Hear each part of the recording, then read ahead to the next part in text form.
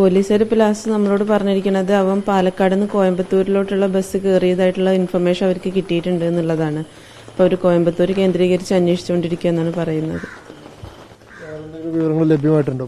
ഇല്ല, ഇതാണ് അവസാനമായിട്ട് അവർ പറഞ്ഞിരിക്കുന്നത്. ഈ KSRTC ആണെന്നുള്ള CCTV വിഷ്വൽ കണ്ടോ? സ്ഥിരീകരിച്ചോ വിഷ്ണുജിത്ത്? അതെ, അത് അവനാണെന്നാണ് പറയുന്നത്. ഇപ്പൊ നിങ്ങൾ കാണിച്ചു തന്നിട്ടുണ്ടായിരുന്നു. വിഷ്ണുജിത്ത് തന്നെയാണോ CCTV? അതെ, അത് അവൻ തന്നെ. യാത്ര പോകുന്ന കാര്യമൊക്കെ പറഞ്ഞിരുന്നോ? ഇല്ല, ഒന്നും അങ്ങനത്തെ ഒരു കാര്യങ്ങളൊന്നും പറഞ്ഞിട്ടില്ല. കല്യാണത്തിന്റെ ഇതിന് വേണ്ടിയിട്ട് പോവാന്നല്ലാണ്ട് അതവൻ അവിടെ പോയിട്ട് നമ്മളെ വിളിച്ച് പറയുക ചെയ്തത്, അല്ലാണ്ട് കോയമ്പത്തൂരിലേക്ക് പോകുന്ന ഇല്ല, അങ്ങനെ ഒരു ഇതേ ഇല്ല. കോയമ്പത്തൂരിൽ നിന്നൊരു സംസാരമൊന്നും വന്നിട്ടേ ഇല്ല ഇതുവരെ.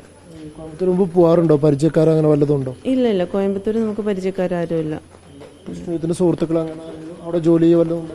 അതായത് കിവിന്റെ കമ്പനിയിൽ വർക്ക് ചെയ്യുന്ന ഒരാളുണ്ട്. അവൻ കോയമ്പത്തൂരാണോ എന്ന് എനിക്കറിയില്ല. അവൻ തമിഴാണ്. അവൻ കോയമ്പത്തൂരാണോ എന്നുള്ളത് അറിയില്ല. അല്ലാണ്ട് വേറെ ആരും കോയമ്പത്തൂരുള്ളതായിട്ട് നമുക്കറിയില്ല.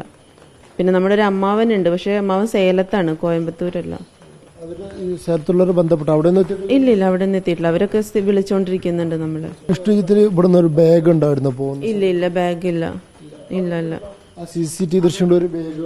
അതെ, അതും പോലീസുകാർ പറഞ്ഞായിരുന്നു. ഒരു ബാഗും തൂക്കിയിട്ട് പോകുന്നതായിട്ടാണ് കണ്ടിട്ടുള്ളതെന്നാണ് അവർ പറയുന്നത്. ഇവിടുന്ന് പോകുമ്പോൾ സാധാ ഡ്രസ്സിലാണ് പോയിരിക്കുന്നത്. അവിടുന്ന് ഇപ്പോൾ ശരത്ത് ക്യാഷ് വാങ്ങിയെന്ന് പറയുമ്പോഴും അപ്പോഴും ബാഗില്ല കയ്യിൽ.